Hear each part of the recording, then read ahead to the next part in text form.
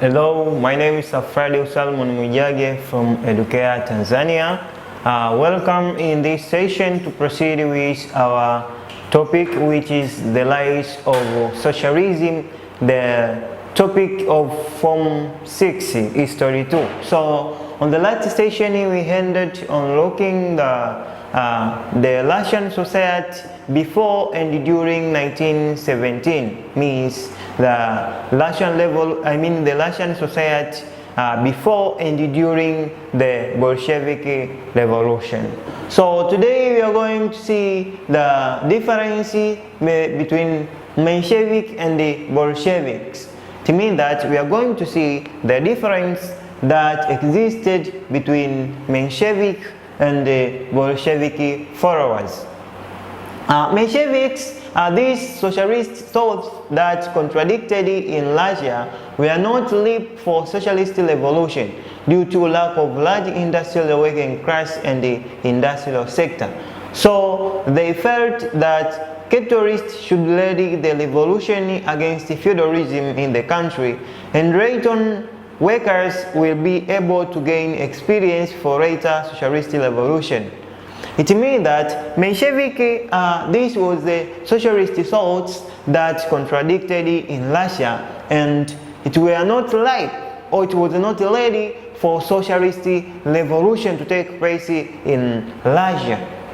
And it was likely the large industrial working class and the industrial base or industrial sector base. It means that they lacked the large industrial working class, and the industrial sector was still poor by that time. So that's why the Mensheviks followers regarded as their thoughts were contradicted in Russia. While once we come on the Bolshevik followers, it means that Bolsheviks, these were extreme socialists. This group was led by Vladimir Ilyich Lenin. It means that on the other sides, the socialist thoughts that occurred in Russia included Bolsheviks, who did the revolution in 1917 under Vladimir Ilyich Lenin. So we can see that Bolshevik, these were extreme socialists. This group was led by Vladimir Ilyich Lenin. That was the leader of Bolshevik. And the Bolshevik criticized The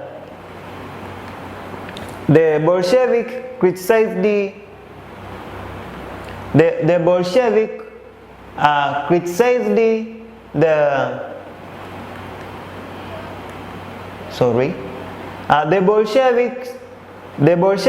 criticized the Menshevik for treating Marxism as dogma or doctrine, which means theories said by Marx should not be changed. Vladimir Ilyich Lenin argued that Karl Marx once said, in the time of revolution there must be flexibility.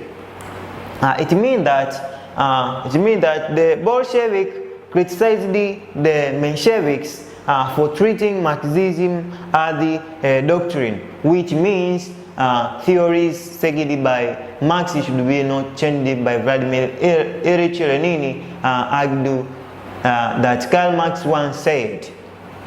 In the time of revolution, there must be flexibility. So the Bolsheviks criticized the Mensheviks or the Menshevik followers that during the revolution there must be flexibility and show the actions and not fearing the capitalists and not fearing the capitalists to overthrow the feudalism in Russia. So that's why the Bolshevik followers criticized the Mensheviks to be flexible in revolution or during revolution, as we saw that Menshevik were not ready or were not ripe for socialist revolution. So that was the difference between Menshevik followers and the Bolshevik followers. And this group, which group? Bolsheviks. This group believed that the capitalists could not play a progressive anti-feudal role in Russia because the capitalists asked with the ruling class under Tsar Nicholas II to oppress, humiliate, and exploit the normal Russians or majority. Hence, Lenin and his group believed that the revolution should be led by the part of the working class, which must make alliance with the poor peasant. It means that the Bolshevik group believed that the capitalists could not play a progressive anti-feudal roles in Russia because the capitalists asked with the ruling class under Tsar Nicholas II to oppress, humiliate, and exploit the normal Russians or the majority of Russia. That was under the capitalist followers or the Bolshevik followers who were supported by the capitalists under Tsar Nicholas II, who were oppressing, humiliating, and exploiting the normal Russians or the majority people of Russia. Hence, Lenin and his group means Bolshevik believed that the revolution should be led by the part of the working class, which must make alliance with the poor peasants. So we can see that here, not led. This is poor peasants. Here it is led.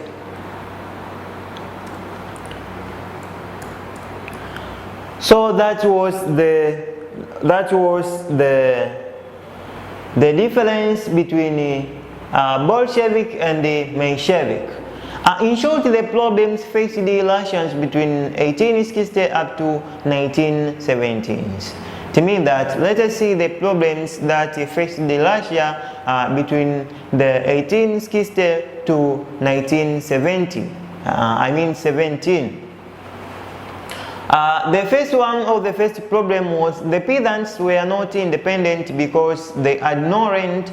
They were exploited by the ruling feudal class, and they were terribly living in poor conditions whereby their life were very bad and acute poverty. It means that the problems that faced the Russians before the Bolshevik Revolution of 1917, it means that the peasants were not independent. They were exploited by the ruling class under Tsar Nicholas II, who was the Bolshevik. So you can see that the majority of Russians were living under terrible conditions, and they were living under acute poverty. It means that they had nothing. They had no land. It means the land that were present by that time was only by the landlords who were the people of Tsar or the Bolshevik followers. So the majority of Russia were living under poor conditions. Another one, it is there was not real freedom to the serfs, who usually they offered their works to the feudal lords, but their life was in low standard. It means that there was not real freedom to the serfs, who were usually, who usually offered their work, they offered their works to the feudal lords, but their life was in low standards. It means that the serfs were not free. It means they had no freedom as such, because those serfs were offering their labor to the landlords who were under Tsar Nicholas II, and those serfs were providing the products which were produced in the land. They paid rent in kind and money to the ruling class. So they had no freedom to do what they want or to do what they wanted to do. So you can see that that was another problem that was challenging Russia before 1917. And those serfs were living at low standard. But also the serfs were almost slaves where they had no rights in their life. In spite of the emancipation of 1861 movement to demand for their rights, but they were not given the rights, but they were not given their rights, for example, not given land, freedom of human rights, etc. And they continued to pay a fee for 49 years for the benefits of the ruling class. It means that the serfs in Russia were almost slaves. Who were not free, who had no rights in their life. It means that they were living under miserable conditions, and they were slaves. It means they were used by the ruling class to do their activities and for the benefits of the ruling class and at the expense of those slaves. So even in spite of the emancipation of 1861 movement to demand for their rights, but that in spite of that movement, the rights of those slaves or serfs, were not given to them, and the exploitation was continued to be done to the serfs, and that was another problem that was facing Russia before 1917. For example, the rights which were demanded in 1861 during the emancipation movement of that year was to give them the right of owning the land, freedom of human rights, like to own property, to marry, to do whatever does the human being. So even that movement was not, the serfs were not given the rights to get those all stuffs. So that was considered as another problem that was facing majority of the people in Russia before 1917. Another was the Russian society also faced a lot of problems in their life. For example, humiliation, segregation, exploitation, and oppression, etc., whereby the feudal ruling class, in collaboration with the capitalists and the feudal lords, used it to humiliate, segregate, and exploit the normal Russians. It means that the Russian society also faced a lot of problems in their life. For example, humiliation, segregation, exploitation, and the oppression was done to the majority of Russia by the ruling class and the landlords. It means that those people in Russia were humiliated, segregated, oppressed, and exploited by the ruling class or by the few ruling class in Russia under their expense. Whereby the feudal ruling class, in collaboration with capitalists and the feudal lords, used to humiliate, segregate, and exploit the normal Russians before 1917.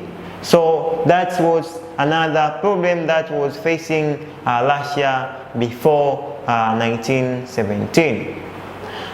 Also, workers were not allowed to form their trade unions in order to demand for their rights, despite the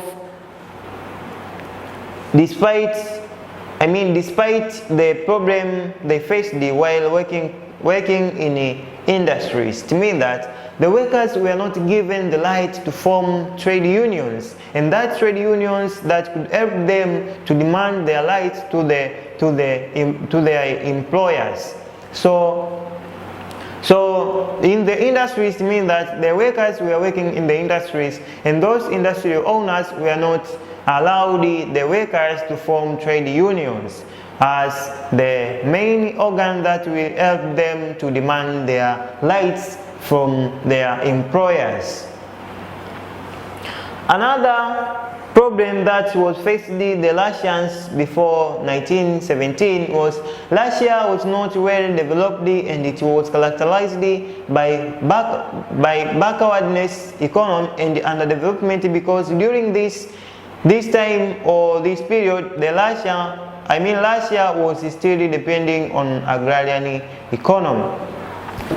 It means that Russia was not well developed economically, and they were still depending on agrarian economy. It means that before 1917, it means before the Bolshevik Revolution, Russia was still underdeveloped country, because that country was still depending on agrarian economy. It means that they were still depending on farming or substantial farming, whereby there were no surplus for commerce, there were no trading activities as after Bolshevik Revolution. So you can see that the Russians were still under the big problem before 1917. So that was another problem that was facing Russia before 1917.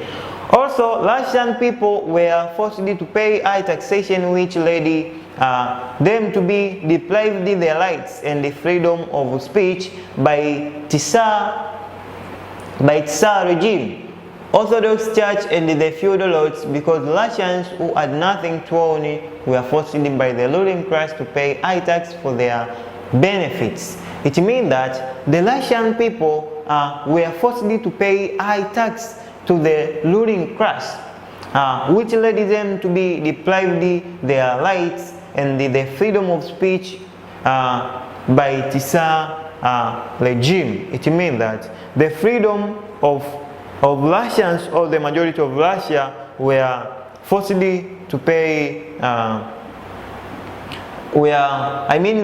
the freedom of speech the freedom of speech to the majority of Russia were deprived. But also those majority of the Russia, the majority people of Russia, were supposedly to pay high tax to the ruling class for the benefits of the ruling class or Tsar regime, and landlords, as well as Orthodox Church, are the main or the ruling class systems in Russia before 1917.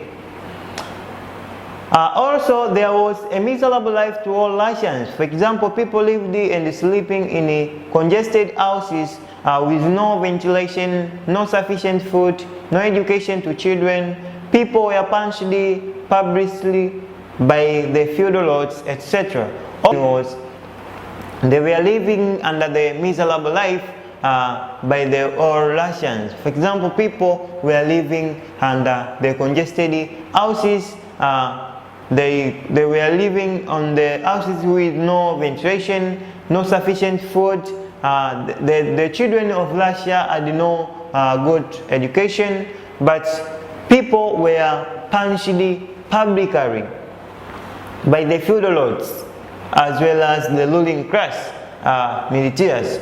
All these problems led the people of Russia to support the October 1917 revolution in Russia under Vladimir Ilyich Lenin, and thus the revolution of 1917 marked the end of those all problems which were facing Russia before that year.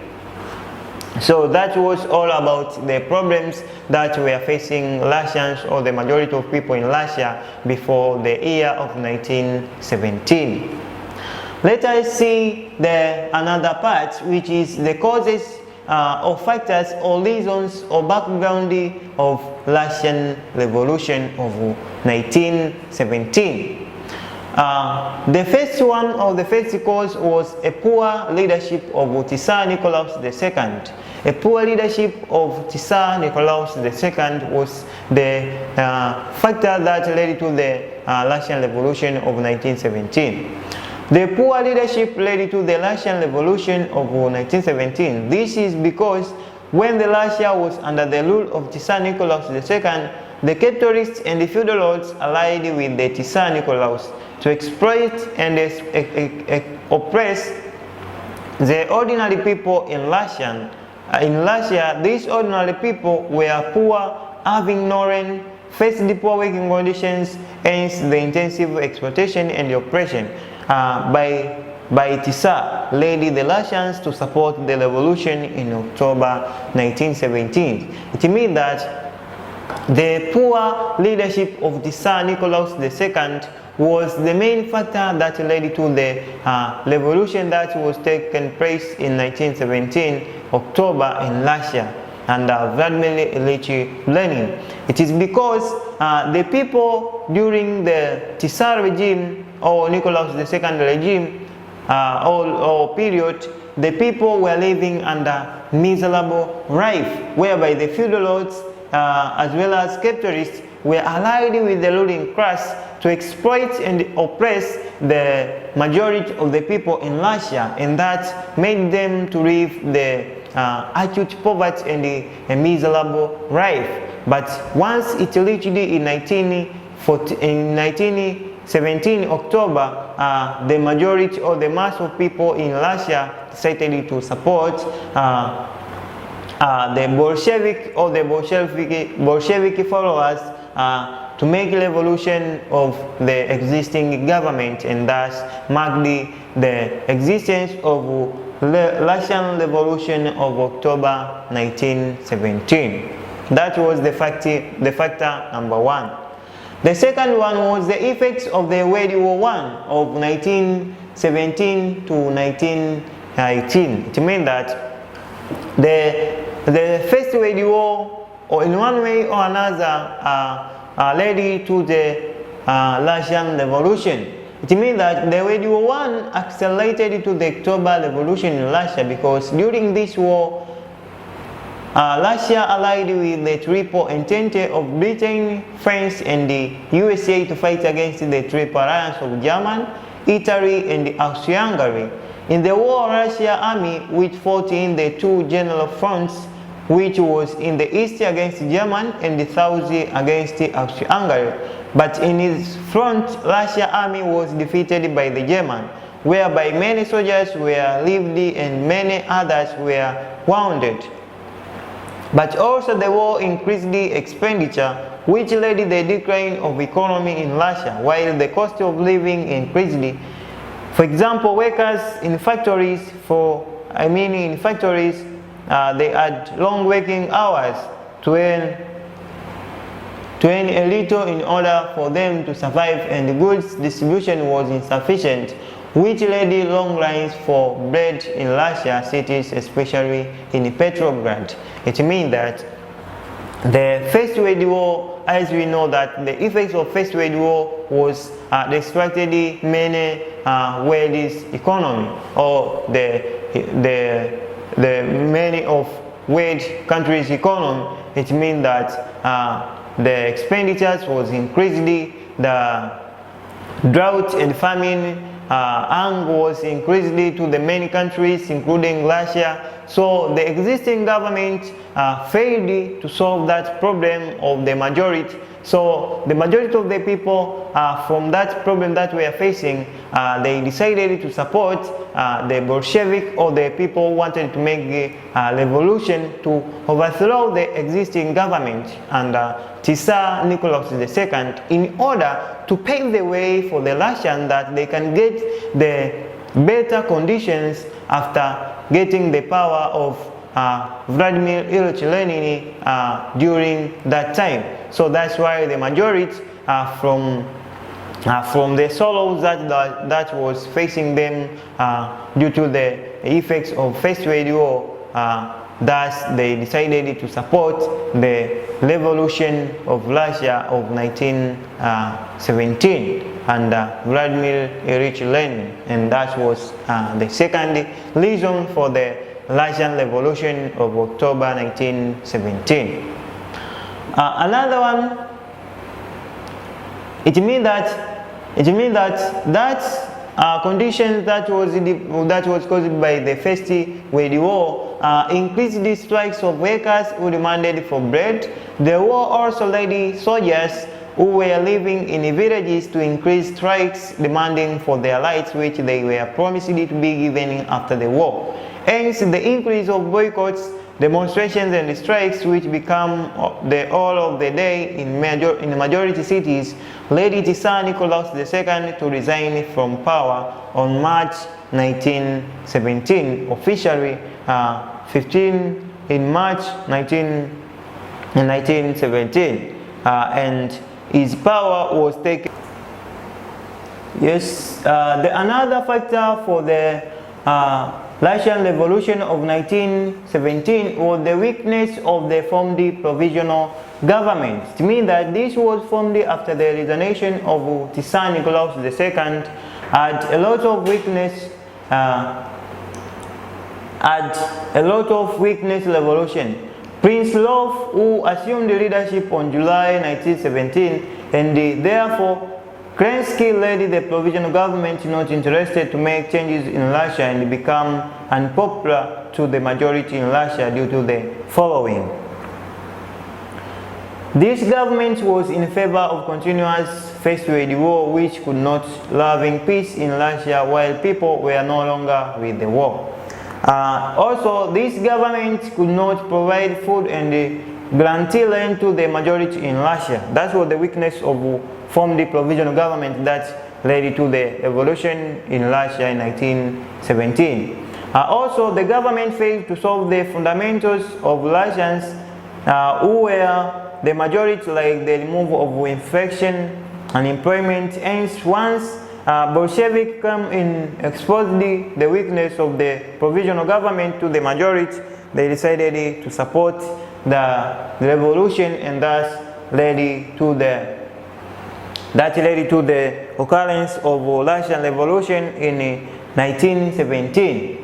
Also, the good and strong leadership of Vladimir Ilyich Lenin and other committed socialists to make a revolution. It means that another factor that led to the Russian Revolution of 1917 by the Bolsheviks were the good and strong leadership of Vladimir Ilyich Lenin and other committed socialists to make a revolution. It means that the strong and committed leadership under the Bolshevik party led by the revolution of October 1917, because these Bolshevik leaders wanted nothing except the revolution.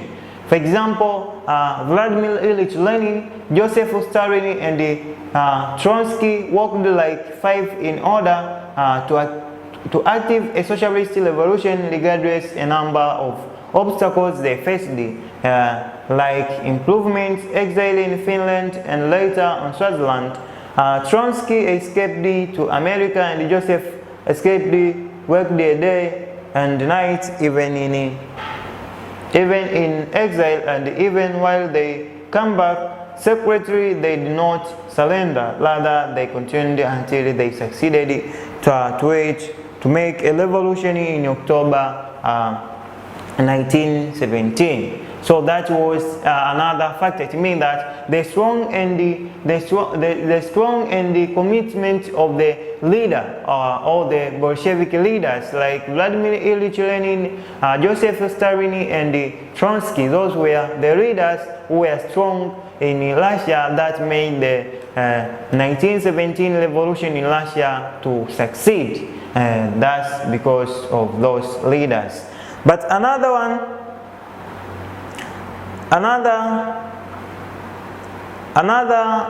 factor for the October 1917 revolution in Russia was the teaching of Karl Marx and Friedrich Engels. These contributed much in the October 1917 Russian Revolution because Marx and Engels inspired a lot in the development of socialist thoughts in Russia. For example, in their famous books, Das Kapital and the Communist Manifesto, Marx and Engels spread the revolution ideas of the establishing a communist state, which would be out of capitalist evils, and it was those ideas that Vladimir Ilyich Lenin used to implement in consciously Russians to participate in the October 1917 Russian Revolution. In fact, if Karl Marx and Engels had not propounded the ideas of socialism, it means the Russian Revolution would not succeed, but the teachings of Karl Marx and Friedrich Engels played a vital role to make the October 1917 Russian Revolution to succeed by the Vladimir Ilyich Lenin and the Bolshevik Party. That was another causes of Russian Revolution of October 1917. But also another factor for Russian Revolution was Russia-Japanese War or conflict of 1905. It means in this conflict or war, Russia was miserably defeated by Japan, and this accelerated to October 1917 revolution in Russia because many Russians become annoyed and the Tsar regime or government, and they lost hope with Tsar regime due to the fact that this war led to the decline of Russian economy, and the life of normal Russians became difficult. Most of the soldiers were not given their good economic aspects like land which were promised to be given after the war. After the war, Russian government had to borrow money to run the government from the capitalists. So all the people in Russia were to look for another alternative way to remove the Tsar regime from political power. Hence, they supported the October 1917 revolution. It means that the Russian-Japanese War of 1905 was led to it contributed to the Russian Revolution of October 1917 in the way that after the war, the soldiers were not given what they were promised, like land, and the life of majority of Russians were become difficult, and that made the majority of Russians and the soldiers to support the Bolsheviks, the Bolshevik leaders to wage on the revolution, and thus led to the success of Russian Revolution in October 1917. Another was the miserable economic condition of Russia. Before the revolution, Russia was under feudalism in the most parts of Russia except the few towns where a small number of workers worked there and foreign capitalists invested in Russia. So majority of Russians lived in acute poverty, faced with hunger and famine. Natural calamities was common to the people of Russia. All these miserable economic conditions in Russia promised the people to ask for changes so as to be in the better life condition. And the only way for change was through the October 1917 revolution. It means that the miserable economic condition of majority of people in Russia forced the majority to support the Bolshevik leaders to aid on the revolution in October 1917, and that made the success of the Russian Revolution because the leaders received the massive support from the majority of Russians. So these were all the factors or causes of Russian Revolution in October 1917. So after looking at the causes, I would like to give you the exercise which you have to perform advanced students or from 60 students. And the question is, it says that what were the factors for Russian Revolution in 1917? So this you have to perform yourself for the better and more understanding about our topic, which is the rise of socialism. In front of you, Fredussi Mwijage from Edukea. Thank you for watching and welcome in the next session.